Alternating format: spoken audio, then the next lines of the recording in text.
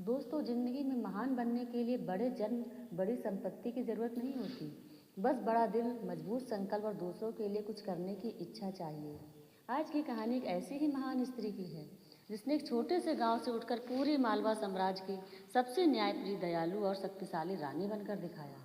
यह कहानी है माता अहिल्याबाई होलकर की। अहिल्याबाई होलकर का जन्म 1725 में महाराष्ट्र के एक चौड़ी नामक गाँव में हुआ था।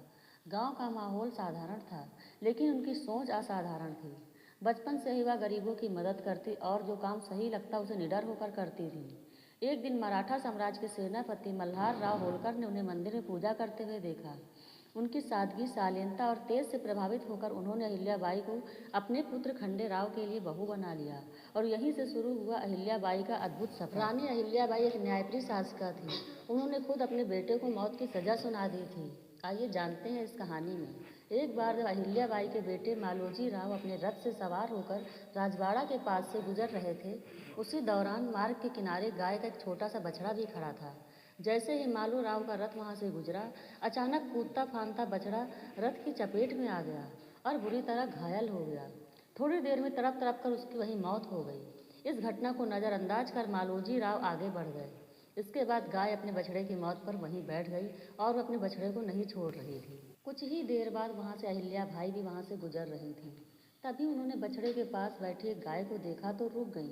उन्हें जानकारी दी गई कि कैसे मौत हुई, कोई बताने को तैयार नहीं था। अंततः किसी ने डरते हुए उन्हें बताया कि मालोजी के रथ से चपेट में बछड़ा मर गया। यह घटनाक्रम जानने के बाद अहिल्या ने दरबार में मालोजी की धर्मपत्नी मीनाबाई को बुलाकर पूछा कि यदि कोई व्यक्ति किसी माँ के सामने उसके बेटे का कत्ल कर दे तो उसे क्या दंड देना चाहिए। मीनाबाई ने तुरंत जवाब दिया कि उसे मृत्यु दंड देना चाहिए। इसके बाद अहिल्याबाई ने आदेश दिया कि उनके बेटे मालोजी राव के हाथ पैर बांध दिए जाएं और उन्हें उसी प्रकार से रथ से कुचलकर मृत्यु दंड दिया जाए जिस प्रकार गाय के बछड़े की मौत हुई थी। इस आदेश के बाद कोई भी व्यक्ति उस रथ का सारथी बनने को तैयार नहीं था।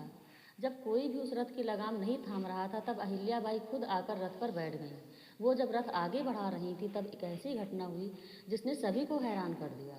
वही गाय रथ के सामने आकर खड़ी हो गई थी। जब अहिल्याबाई के आदेश के बाद उस गाय को हटाया जाता, तो बार बार रथ के सामने आकर खड़ी हो जाती।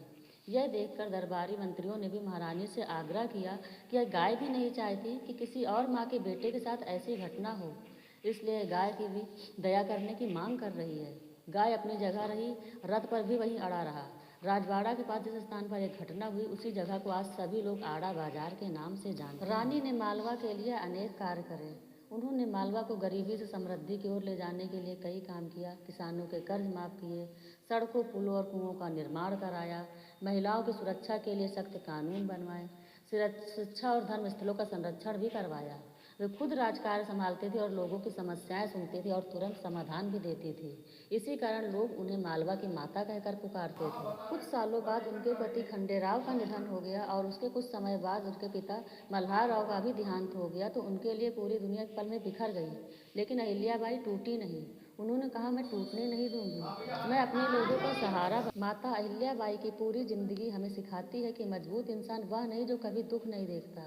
मजबूत इंसान वह है जो दुखों के बावजूद खड़ा रहता है और दुनिया के लिए रोशनी बनता है। अगर आप भी संघर्षों में फंसे हैं, अगर रास्ते मुश्किल हैं, तो माता अहिल्याबाई की कहानी याद रखिए, क्योंकि सच्चा योद्धा वही है जो हालातों को हराकर आगे बढ़ता है।